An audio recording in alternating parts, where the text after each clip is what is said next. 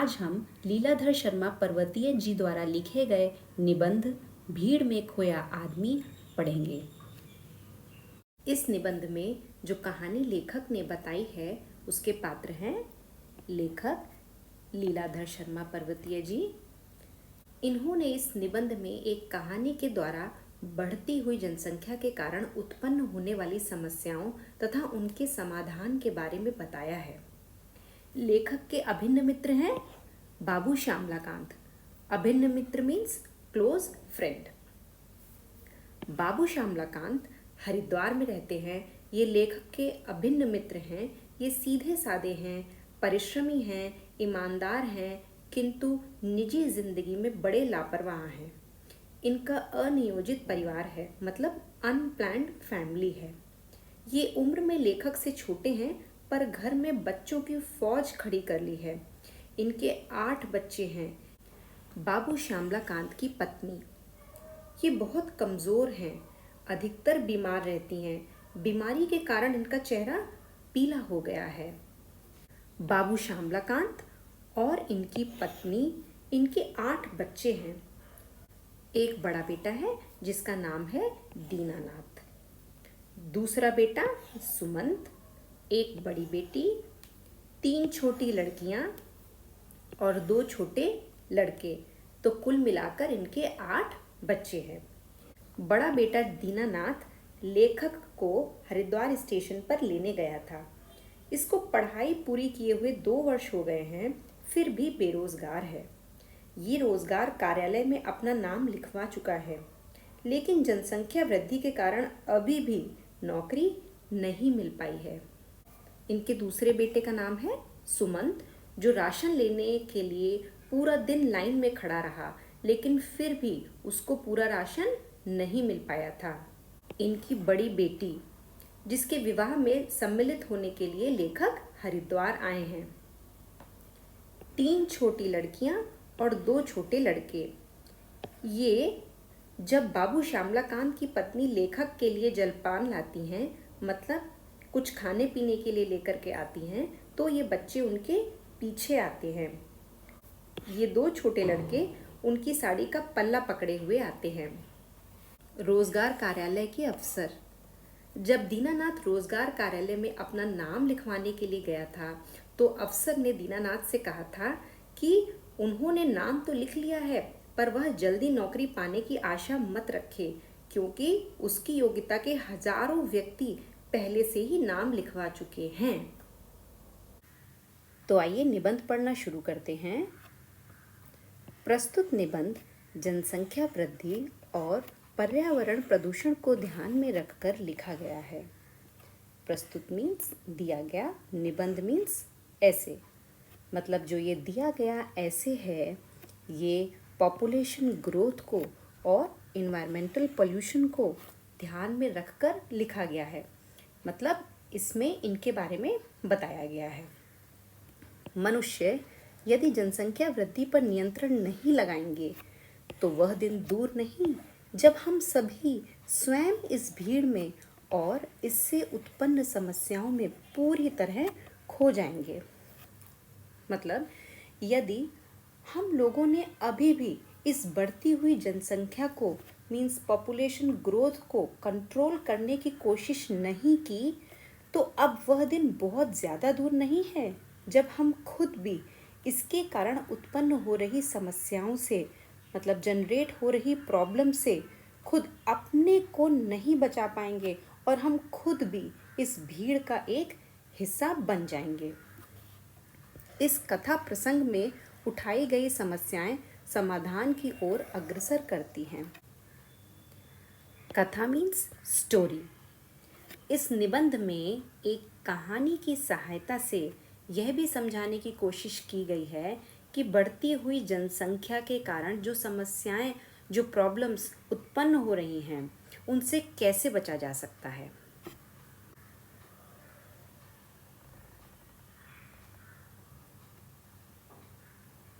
यह विषय हमारे देश की खुशहाली और भविष्य के लिए आवश्यक और महत्वपूर्ण है।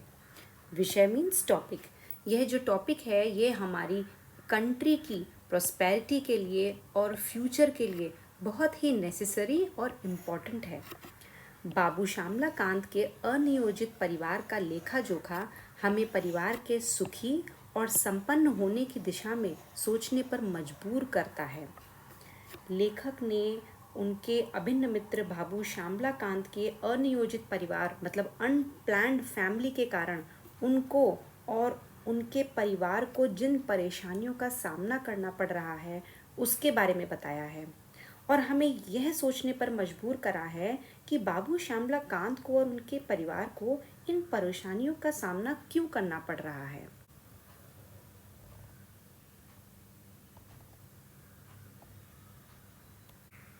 मेरे यहाँ पर किसके लिए यूज़ करा गया है? मेरे यहाँ पर लेखक के लिए यूज़ करा गया है।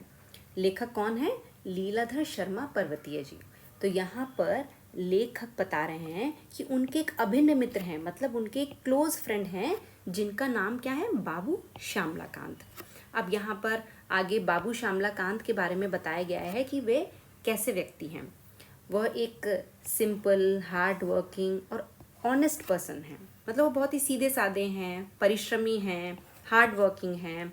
लेकिन उनके बारे में एक बात और बताई गई है कि वो अपनी निजी ज़िंदगी में बड़े लापरवाह हैं। निजी मतलब वो अपनी पर्सनल लाइफ में बहुत ही केयरलेस हैं। अब आगे बताया गया है कि बाबू श्यामला कांत के लिए ऐसा क्यों लिखा गया है कि वे निजी ज़िंदगी में बड़े लापरवाह हैं। मुझसे, यहाँ पर मुझसे किसके लिए आया है? लेखक के लिए। तो लेखक बता रहे हैं कि बाबू श्यामला कांत एज में तो उनसे छोटे हैं, पर अपने घर में बच्चों की फौज खड़ी कर ली है। मतलब उनके घर में कई बच्चे हैं, बहुत सारे बच्चे हैं उनके घर में। बाबू श्यामला कांत का एक अनियोजित परिवार है, मतलब उनकी अनप्लान्ड फैमिली है, इसलिए उनके घर में बहुत सारे बच्चे हैं। यहाँ पर हम आगे देखेंगे कि बाबू श्यामला कांत के 8 बच्चे हैं, मतलब उनके 8 चिल्ड्रन हैं। पिछली गर्मियों में मुझे उनकी लड़की के विवाह में सम्मिलित होने के लिए हरिद्वार जाना था। पिछली मतलब लास्ट, गर्मियाँ मतलब समर, मतलब लास्ट समर में मुझे यहाँ पर किसके लिए आया है? लेखक के लिए। तो लेखक बता रहे हैं कि लास्ट समर मुझे उनकी लड़की, उनकी यहाँ पर किसके लिए आया है? बाबू श्यामला कांत के लिए। तो लेखक बता रहे हैं कि लास्ट समर मुझे बाबू श्यामला कांत की डॉटर की मैरिज अटेंड करने के लिए हरिद्वार जाना था। 15 दिन पहले आरक्षण के लिए स्टेशन पर गया तो वहाँ पहले से ही लोगों की लंबी कतार खड़ी थी। क्योंकि अब लेखक को बाबू श्यामला कांत की बेटी की शादी में सम्मिलित होने के लिए हरिद्वार जाना था, इसलिए वे रेलवे टिकट बुक कराने के लिए रेलवे स्टेशन गए। कितने दिन पहले गए थे वो? 15 डेज पहले, 15 दिन पहले। अब जब वो रेलवे स्टेशन पर पहुंचे तो उन्होंने क्या देखा कि लोगों की लंबी कतार खड़ी थी। मतलब वहाँ पर पहले से ही लोगों की बहुत लंबी क्यू थी। घंटों प्रतीक्षा के बाद मेरी बारी आई तो पता चला कि किसी भी गाड़ी में स्थान खाली नहीं है।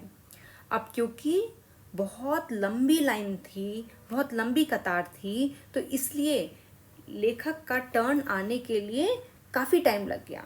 घंटों उन्हें प्रतीक्षा करनी पड़ी, उन्हें वेट करना पड़ा। और फिर उसके बाद जब उनका टर्न आया, उनकी बारी आई, तो फिर पता चला कि किसी भी ट्रेन में स्पेस नहीं है। जाना आवश्यक था, इसलिए मुझे बिना आरक्षण के ही निकलना पड़ा। लेखक को किसी भी गाड़ी में स्थान ना मिलने के बाद भी, मतलब उन्हें कहीं भी किसी भी ट्रेन में उन्हें जगह नहीं मिली थी, बट फिर भी उनका जाना आवश्यक था, नेसेसरी था, क्योंकि उनको बाबू श्यामला कांत की बेटी की शादी में सम्मिलित होना था। इसीलिए लेखक ने विदाउट रिजर्वेशन, मतलब बिना टिकट के ही जाने की सोची। जब ट्रेन आई तो क्या देखता हूँ कि उसके अंदर तिल रखने को भी जगह नहीं और प्लेटफॉर्म पर चढ़ने वालों की भीड़ जबरदस्त धक्कम धक्का करने में लगी है। अब जब लेखक प्लेटफॉर्म पर गाड़ी का इंतज़ार कर रहे थे, ट्रेन का इंतज़ार कर रहे थे, और जैसे ही गाड़ी आई तो उन्होंने क्या देखा कि अंदर तिल रखने को भी जगह नहीं है। तिल रखने को भी जगह नहीं है एक मुहावरा है जिसका मतलब है कि मतलब बहुत भीड़ होना। तो ट्रेन के अंदर बहुत ज़्यादा भीड़ थी, पहले से ही बहुत ज़्यादा लोग थे और पहले से ही बहुत लोग जो प्लेटफॉर्म पर गाड़ी आने का इंतज़ार कर रहे थे वो गाड़ी आने पर एक दूसरे को धक्का देकर गाड़ी में चढ़ने की कोशिश करने लगे। मेरे पास सामान बहुत कम था, फिर भी कुली की सहायता लेनी पड़ी। सामान मीन्स लगेज, कुली मीन्स पोर्टर। पोर्टर उनको कहते हैं जो स्टेशन पर हमारे लगेज को एक जगह से दूसरी जगह ले जाने का काम करते हैं, हमारी सहायता करते हैं, हमारी हेल्प करते हैं, उन्हें कुली कहते हैं। यदि उसने खिड़की से मुझे भीतर ना धकेला होता तो गाड़ी छूट जाती। खिड़की मीन्स विंडो, भीतर मीन्स इनसाइड। मतलब लेखक बताना चाह रहे हैं कि अगर कुली ने उनको विंडो से अंदर नहीं पुश करा होता, अंदर नहीं भेजा होता, तो फिर उनकी तो ट्रेन मिस हो जाती, उनकी ट्रेन छूट जाती। मतलब वो ट्रेन ऐसी होगी कि जिसमें विंडो पर ग्रिल नहीं लगी हुई होगी। तो इसीलिए कुली लेखक को खिड़की से अंदर भेज पाया।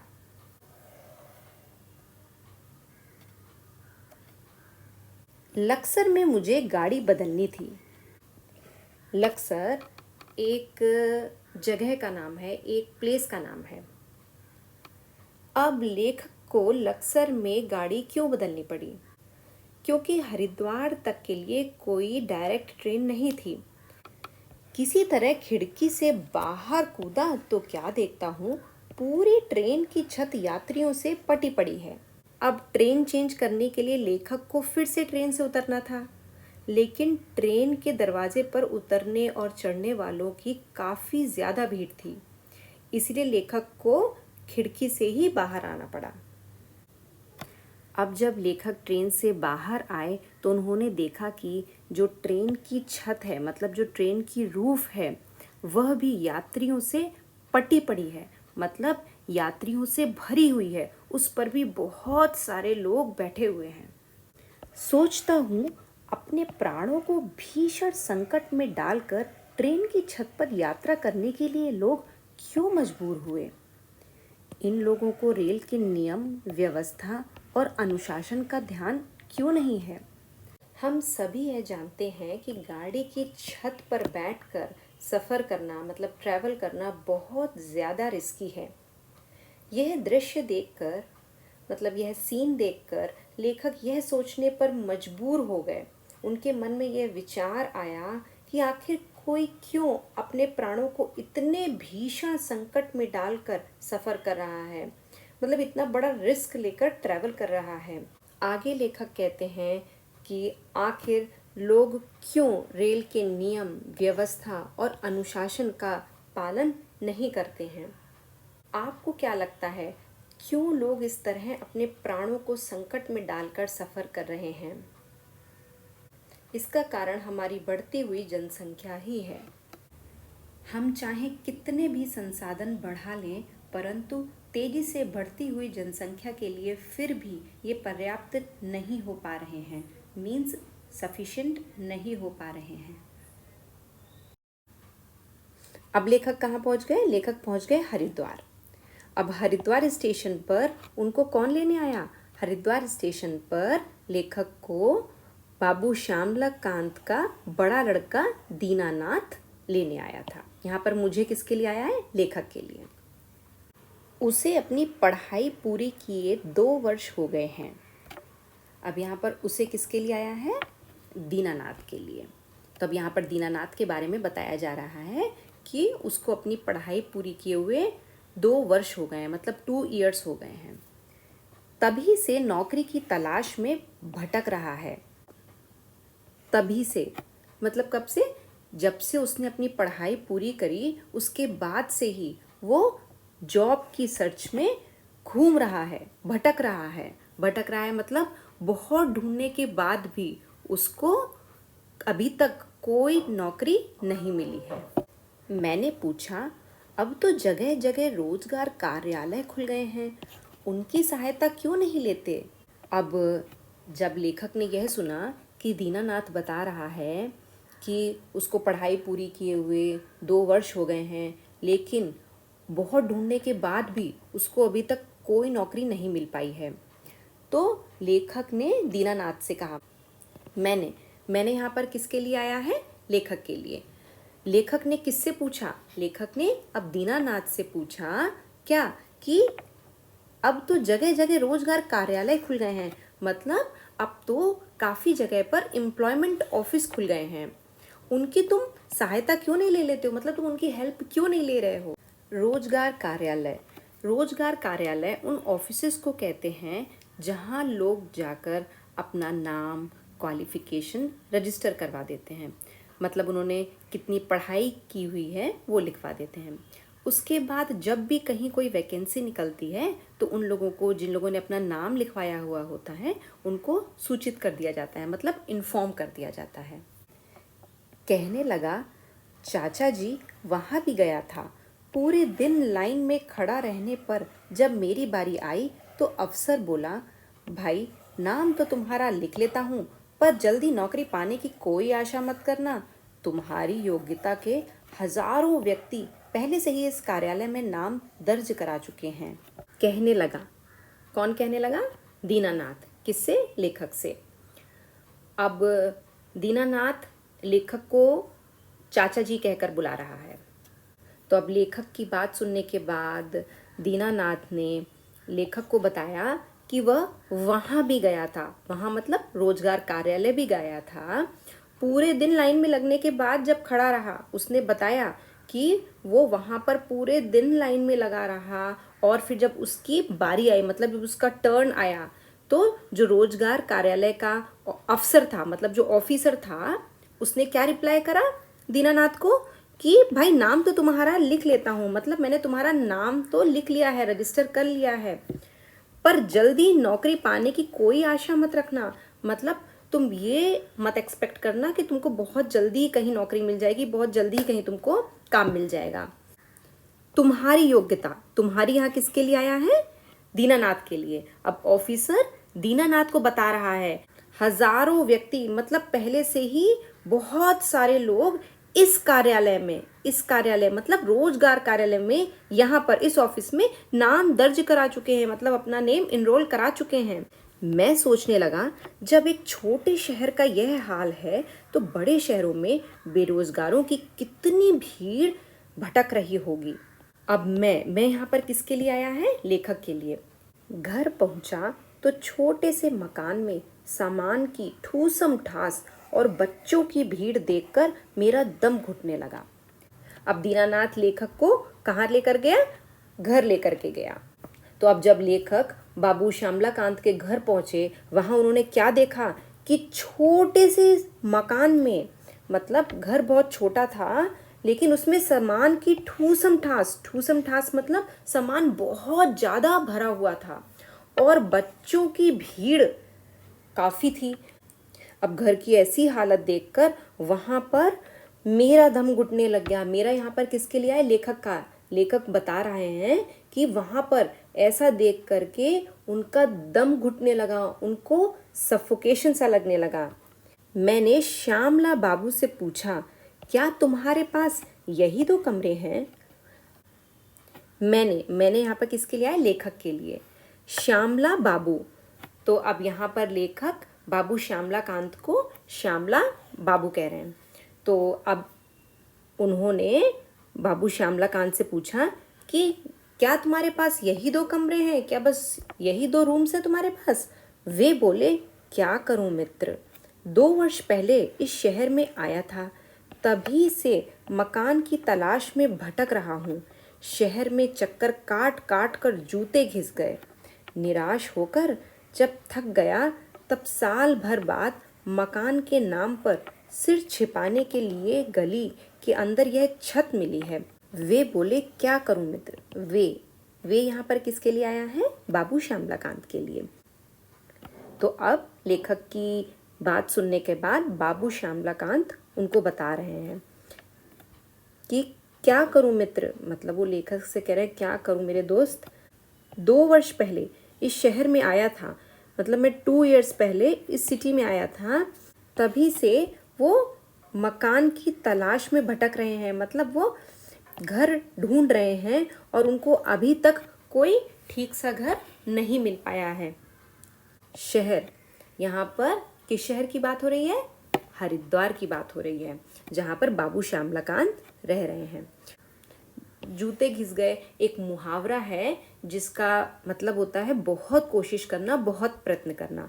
तो वो बता रहे हैं वो हरिद्वार शहर में आए थे तो उन्होंने बहुत कोशिश करी घर ढूंढने की, बहुत ज़्यादा चक्कर काटे, बहुत ज़्यादा ढूंढा घर, लेकिन उनको फिर भी कोई ढंग का घर नहीं मिल पाया था। तो फिर निराश होकर जब थक गया तब साल भर बाद मकान के नाम पर सिर छिपाने के लिए गली के अंदर यह छत मिली है। और जब बहुत ढूंढने के बाद उनको कोई ठीक सा मकान नहीं मिला था तब वो बहुत एकदम थक गए ढूंढते ढूंढते मकान। फिर उसके बाद यहाँ पर गली के अंदर उनको बस एक छोटा सा मकान मिला है जिसमें कि वो सब एटलीस्ट रह पा रहे हैं, कम से कम उनको सिर छुपाने की एक जगह मिल गई है। हम देख रहे हैं बाबू श्यामलाकांत के पास 2 कमरे हैं और उन 2 कमरों में पूरे 10 सदस्य रह रहे हैं, 10 लोग रह रहे हैं और उन 10 लोगों का सामान भी उन्हीं 2 कमरों में है। तो आप सोच सकते हैं घर में वो कैसे रह रहे होंगे, किस तरह से उनका सामान रखा हुआ होगा। अभी हम आगे देखेंगे कि दीनानाथ के सिवा बाबू श्यामलाकांत के 7 और बच्चे भी हैं, इसीलिए यहाँ पर कहा गया है मकान में सामान की ठूसम ठास और बच्चों की भीड़। तब यहाँ से बाबू श्यामलाकांत लेखक को बता रहे हैं कि आखिर क्यों वो इस छोटे से मकान में रह रहे हैं। घर में कमाने वाले सिर्फ बाबू श्यामलाकांत ही हैं और उनकी आय भी कोई बहुत ज़्यादा नहीं है और घर के सारे खर्चे बस उन्हीं की आय पर चलते हैं। टोटल 10 सदस्य हैं घर में, बाबू श्यामलाकांत, उनकी पत्नी और उनके 8 बच्चे। तो आइए देखते हैं बाबू श्यामलाकांत लेखक को आगे और क्या बता रहे हैं। शहर पहले की तुलना में कई गुना फैल चुका है। शहर मतलब ये बता रहे हैं कि हरिद्वार शहर यहाँ पे अब पहले से काफ़ी ज़्यादा एक्सपेंड हो गया है, काफ़ी ज़्यादा बढ़ गया है। यहाँ पे और घर बनते जा रहे हैं।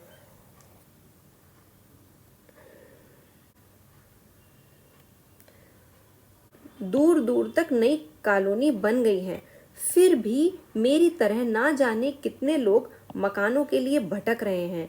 हमारे देश में बढ़ती हुई आबादी का ही यह दुष्परिणाम है। जनसंख्या बढ़ रही है, मकान और खाद्यान्न घट रहे हैं।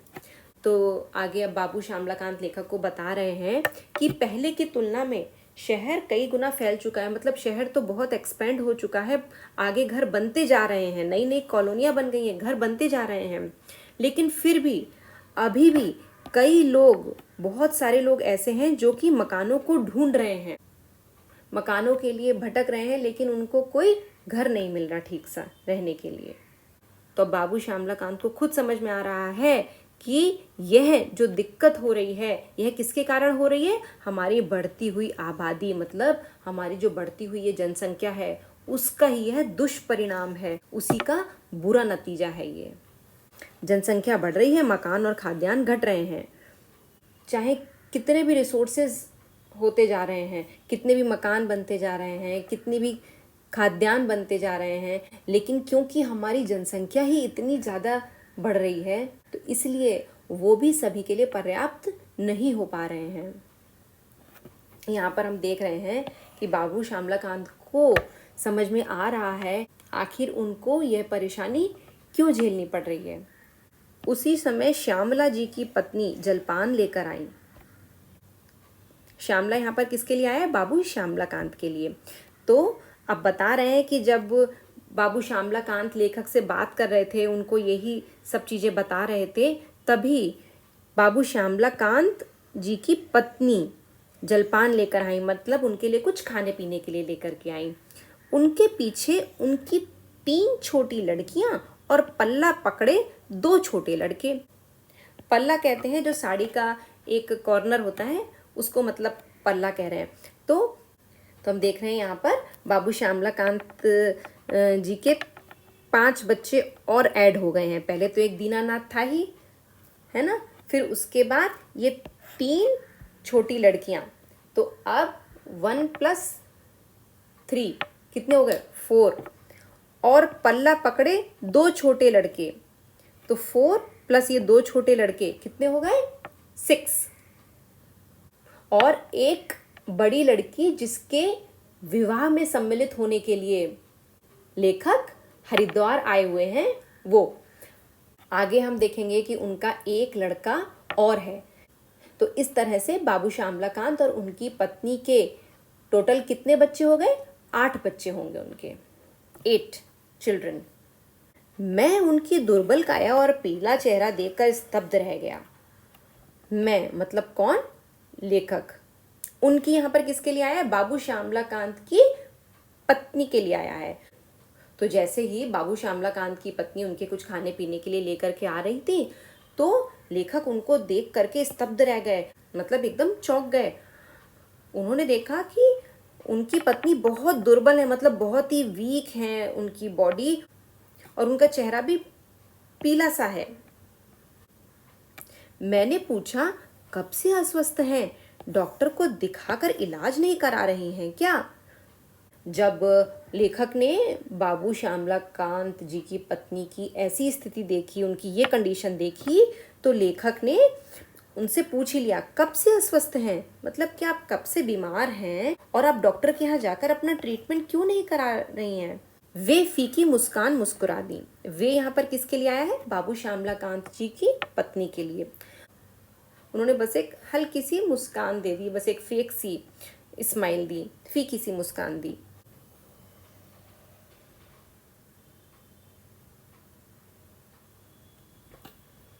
बोली, भाई साहब, इतने बड़े परिवार में हर रोज कोई ना कोई बीमार रहता ही है। डॉक्टर को दिखाने अस्पताल गई थी, पर अस्पतालों में आजकल रोगी और उनके संबंधी मधुमक्खी के छत्ते की तरह डॉक्टर को घेरे रहते हैं। वह भी अच्छी तरह किस किस को देखें। आजकल तो ऐसा लगता है मानो पूरा शहर ही अस्पताल में उमड़ आया है। समझ में नहीं आता ऐसी भीड़ क्यों है। यहाँ पर भाई साहब किसके लिए आया है? लेखक के लिए। तो अब बाबू श्यामलाकांत की पत्नी लेखक को बता रही हैं कि भाई साहब, इतने बड़े परिवार में, मतलब हमारी इतनी बड़ी फैमिली है, यहाँ पर हर रोज़ कोई ना कोई बीमार रहता ही है। मतलब कभी किसी की तबीयत खराब हो जाती है, कभी किसी की, कोई ना कोई बीमार रहता ही है। डॉक्टर को दिखाने अस्पताल गई थी, वो बता रही हैं कि मैं हॉस्पिटल गई थी डॉक्टर को दिखाने के लिए, अस्पताल गई थी, लेकिन आजकल अस्पतालों में रोगी, मतलब जो पेशेंट होते हैं और उनके रिलेटिव जो उनके साथ चले जाते हैं जैसे पेशेंट के, तो रोगी और उनके रिलेटिव मधुमक्खी के छत्ते की तरह डॉक्टर को घेरे रहते हैं। मतलब उनके आसपास, डॉक्टर के आसपास भी बहुत सारी भीड़ लगी रहती है। वह भी अच्छी तरह किस किस को देखें। डॉक्टर को इतने लोगों को देखना है तो डॉक्टर भी हर पेशेंट के लिए कितना समय दे पाएगा? भीड़ ही बहुत ज़्यादा है। वो आगे बता रहे हैं कि आजकल तो ऐसा लगता है मानो पूरा शहर ही अस्पताल में उमड़ आया है। मतलब वो कह रही हैं इतनी ज़्यादा भीड़ रहती है अस्पतालों में, हॉस्पिटल्स में, ऐसा लगता है कि मानो सब लोग हॉस्पिटल ही आए हुए हैं, मतलब सब लोग अस्पताल ही आए हुए हैं डॉक्टर को दिखाने के लिए। आगे वो कहती हैं समझ में नहीं आता ऐसी भीड़ क्यों है। उनको अभी भी यह नहीं समझ में आ पा रहा है कि इतनी भीड़ क्यों है। आपको क्या लगता है कि इतनी ज़्यादा भीड़ क्यों है अस्पतालों में? इसका भी कारण हमारी बढ़ती हुई जनसंख्या ही है।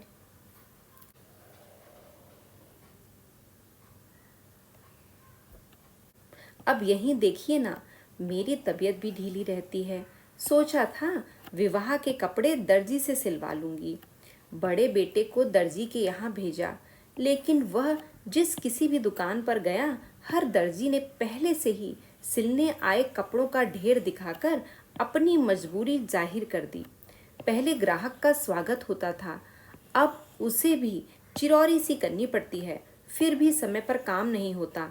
दुकानें पहले से कहीं अधिक खुल गई हैं, लेकिन ग्राहकों की बढ़ती हुई भीड़ के लिए वे अब भी कम पड़ रही हैं। तो अब आगे बाबू श्यामला कांत की पत्नी लेखक को बता रही हैं कि मेरी भी तबीयत ढीली रहती है, मतलब मेरी तबीयत भी खराब ही रहती है। और क्योंकि अब उनकी बड़ी लड़की का विवाह होने वाला है तो उन्होंने सोचा कि विवाह के कपड़े दर्जी से सिलवा लूँ, मतलब जो भी कपड़े, जो भी क्लोथ स्टिच कराने हैं वो टेलर से स्टिच करा लेती हैं। तो उन्होंने क्या करा, अपने बड़े बेटे को दर्जी के यहाँ भेजा। बाबू श्यामला कांत के बड़े बेटे का क्या नाम था? दीनानाथ।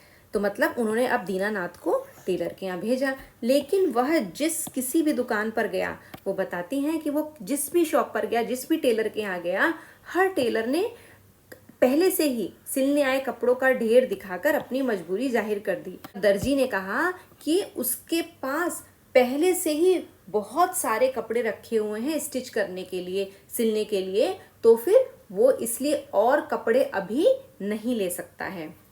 आगे वो बताती हैं कि पहले ग्राहक का स्वागत होता था, अब उसे भी चिरौरी सी करनी पड़ती है, मतलब कस्टमर को कई बार जा करके खुशामद करनी पड़ती है कि मतलब अपना काम करवाने के लिए कई बार कहना पड़ता है और फिर भी समय पर काम नहीं होता, और लेकिन फिर भी उसका काम टाइम पर नहीं हो पाता है। आगे वो यह भी बता रही है कि दुकानें पहले से कहीं अधिक खुल गई हैं, मतलब पहले से बहुत ज़्यादा और शॉप्स अब बढ़ती जा रही हैं, बढ़ गई हैं, बहुत नई शॉप्स और खुल गई हैं, लेकिन ग्राहकों की बढ़ती हुई भीड़ के लिए वह अब भी कम पड़ रही हैं। लेकिन इतने ज़्यादा कस्टमर्स हैं, इतने ज़्यादा लोग हैं, अभी भी ये शॉप्स, यह दुकानें कम पड़ रही हैं।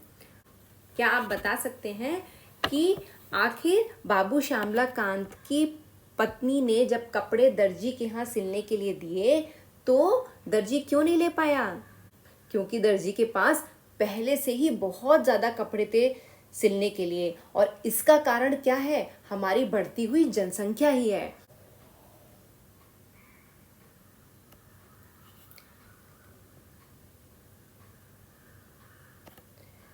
तभी बाहर से दूसरे बेटे सुमंत का हारा थका झुंझलाया स्वर सुनाई दिया।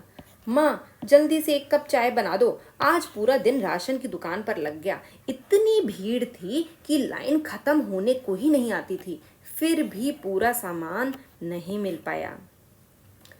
अब यहाँ पर हम देख रहे हैं कि बाबू श्यामला कांत के एक और बेटे का नाम दिया गया है, जिसका कि नाम है सुमंत। अब जब बाबू श्यामला कांत की पत्नी लेखक से बात कर रही थी, तभी बाहर से उनका दूसरा बेटा सुमंत आया, जो कि बहुत थका हुआ था। उसने झुंझलाते हुए कहा, झुंझलाया मतलब वो बहुत थोड़ा गुस्से में बोला और वो थोड़ा खुश नहीं था, अपसेट था वो थोड़ा सा। माँ यहाँ पर किसके लिए आया है? बाबू श्यामला कांत की पत्नी के लिए। तो सुमंत ने अपनी माँ से चाय बनाने के लिए कहा कि जल्दी से एक कप चाय बना दो। अब सुमंत क्यों थक गया था? क्योंकि वह पूरा दिन राशन की दुकान पर लाइन में लगा हुआ था। राशन की दुकान मतलब जहाँ पर गवर्नमेंट, सरकार खाने का सामान देती है, जैसे कि दाल, चावल, ये सब चीज़ें देती है, तो उसको राशन की दुकान कहा जाता है। तो राशन की दुकान पर सुमंत सामान लेने गया था, लेकिन उसको पूरा सामान नहीं मिल पाया। वह बता रहा था कि राशन की दुकान पर लाइन बहुत लंबी थी। क्या आप बता सकते हैं सुमंत को पूरे दिन खड़े रहने के बाद भी पूरा सामान क्यों नहीं मिल पाया? इसका कारण भी हमारी बढ़ती हुई जनसंख्या ही है।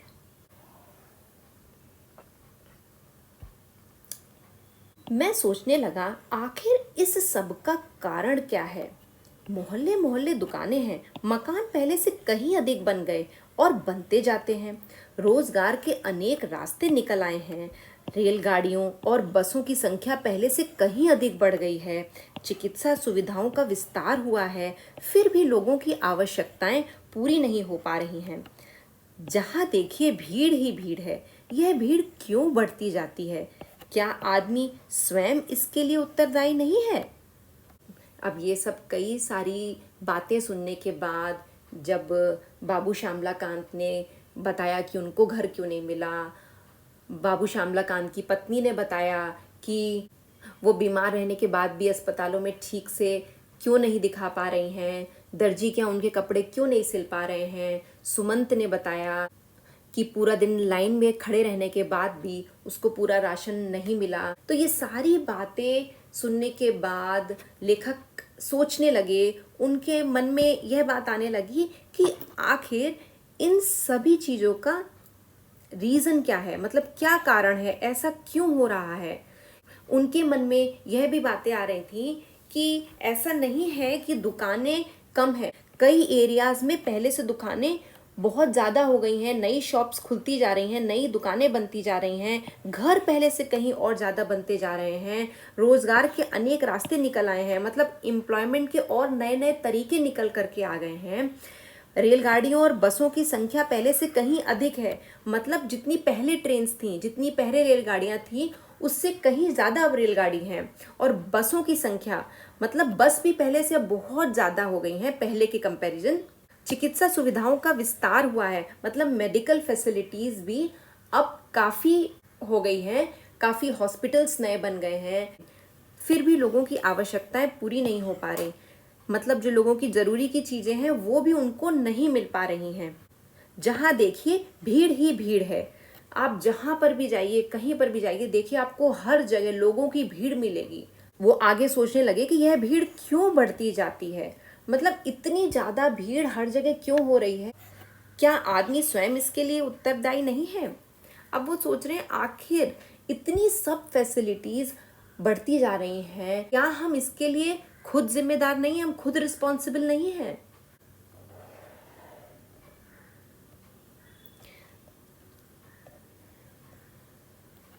आगे लेखक खुद सोच रहे हैं ये कि घर में बच्चों की भीड़ है, यह भीड़ भले ही हमें अच्छी लगती हो, लेकिन जब तक बच्चों के पालन पोषण की, रहन सहन की, शिक्षा दीक्षा की पूरी सुव्यवस्था ना हो, यह भीड़ दुखदाई बन जाती है।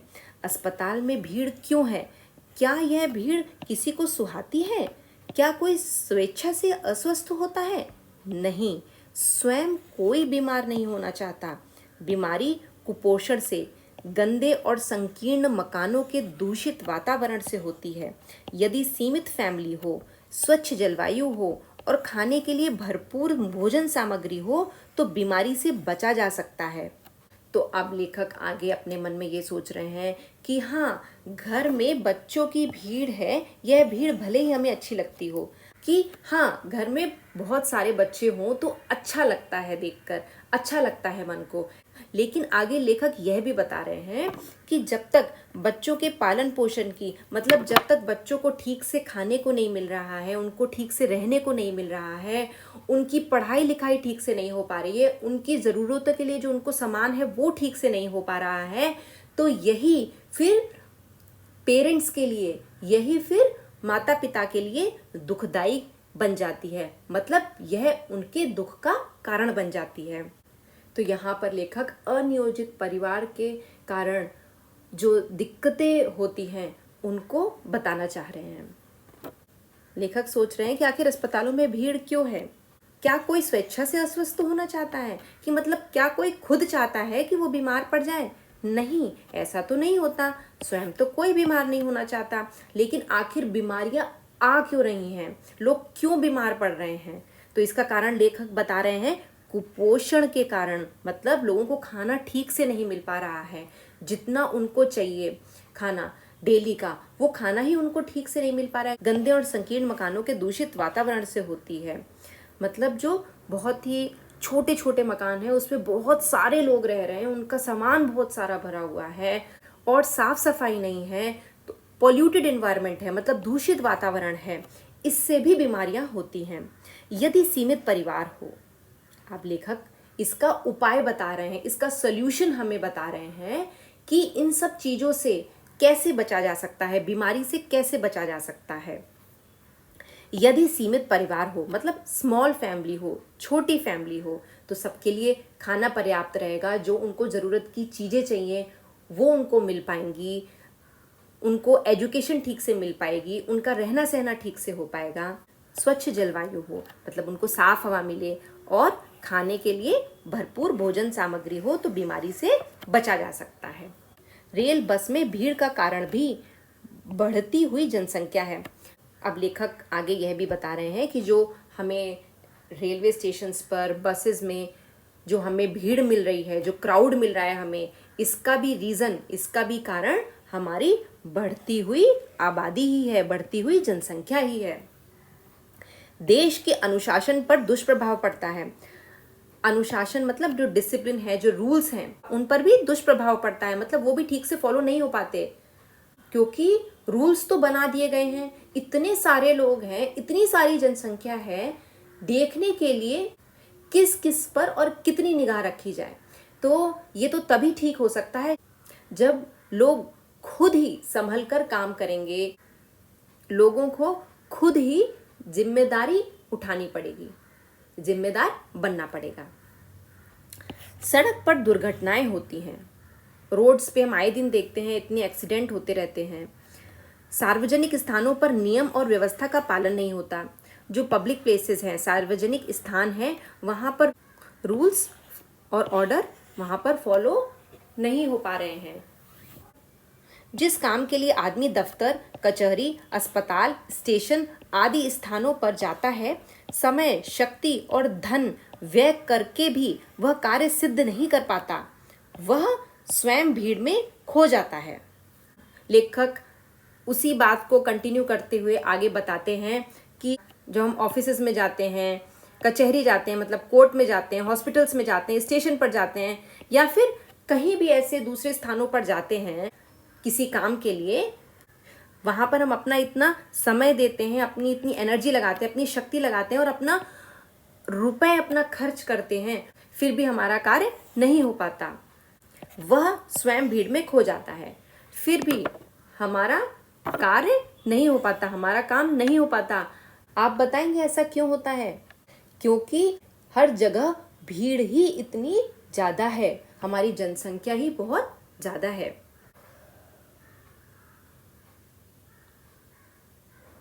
भीड़ में खोया आदमी शायद यह तो समझ ही जाता है कि यह बढ़ती हुई जनसंख्या का परिणाम है। हम लोग कहीं भी जाते हैं, हमें हर जगह इतनी भीड़ मिलती है, तो हमें कहीं ना कहीं समझ में खुद को आता तो है कि यह जो दिक्कतें हैं ये किसके कारण हो रही हैं, यह बढ़ती हुई जनसंख्या के ही परिणाम हैं, मतलब ये उसी का रिजल्ट है। मुझे अपने मित्र श्यामलाकांत को अब इस भीड़ का रहस्य बताने की आवश्यकता नहीं है, क्योंकि वे स्वयं इस विपदा को झेल रहे हैं। अब लेखक कह रहे हैं कि ये सब बातें जो लेखक सोच रहे थे अपने मन में, ये कह रहे थे मुझे ये सब अब श्यामलाकांत को, अपने मित्र को, उनको कह रहे थे समझाने की जरूरत नहीं है। क्यों? क्योंकि वे खुद इस विपदा को, खुद इस परेशानी को, इस दिक्कत को झेल रहे हैं, मतलब उनको खुद को ये सहना पड़ रहा है और उनको इसका रहस्य, मतलब उनको कि आखिर ऐसा ये क्यों हो रहा है, ये खुद समझ में आ रहा है कि इसका कारण बढ़ती हुई जनसंख्या ही है। हम देख रहे हैं कि बाबू श्यामलाकांत का खुद का इतना बड़ा परिवार है, वो, उनकी पत्नी, उनके 8 बच्चे और कमाने वाले सिर्फ बाबू श्यामलाकांत ही हैं, तो उनके कमाई से पूरे घर के खर्चे निकालने हैं, सबके लिए, रहने के लिए, खाने के लिए, बच्चों की पढ़ाई के लिए, घर के और दूसरे ज़रूरी खर्चों के लिए।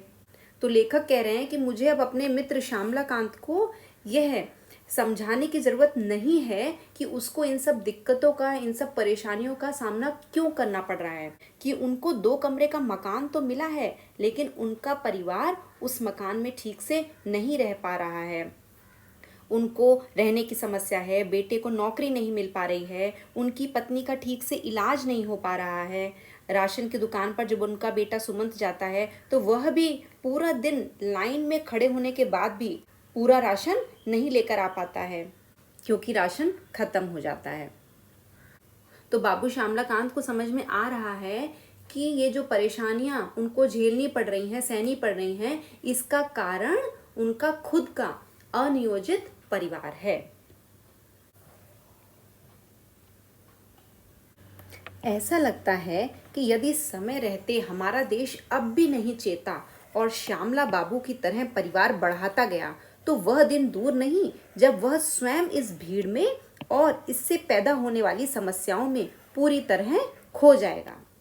तो अब लेखक आगे हमें यह बताना चाह रहे हैं कि यदि अभी भी हमारा देश मतलब हमारी कंट्री अभी भी नहीं चेता, मतलब लोगों को अगर अभी भी समझ में नहीं आया और लोग अभी भी बाबू श्यामला कांत की तरह अपने परिवार को इस तरह बढ़ाते गए, तो वह दिन दूर नहीं, मतलब अब बहुत ज़्यादा समय नहीं है जब वह स्वयं इस भीड़ में और इससे पैदा होने वाली दिक्कतों में, परेशानियों में खुद भी खो जाएगा। मतलब वह खुद भी इस भीड़ में हमेशा फंसा रहेगा और दिक्कतों का सामना करता रहेगा। निबंध भीड़ में खोया आदमी के द्वारा लेखक लीलाधर शर्मा पर्वतीय जी आज के समय की एक गंभीर समस्या के बारे में हमें बताना चाहते हैं। यह समस्या है हमारी बढ़ती हुई जनसंख्या। इस निबंध में बाबू श्यामला कांत के अनियोजित परिवार की स्थिति बताकर लेखक देश के करोड़ों लोगों को यह समझाने का प्रयास कर रहे हैं कि इस बढ़ती हुई जनसंख्या का प्रमुख कारण हमारा अनियोजित परिवार है। उनका कहना है कि बच्चे सच में बहुत अच्छे होते हैं, प्यारे होते हैं, लेकिन अगर बच्चों के पालन पोषण की, रहने की, शिक्षा की व्यवस्था ही ठीक से ना हो पाए तो यह भीड़ हमारे और हमारे बच्चों के जीवन पर बुरा असर डालती है और पूरे परिवार के लिए दुख का कारण बन जाती है।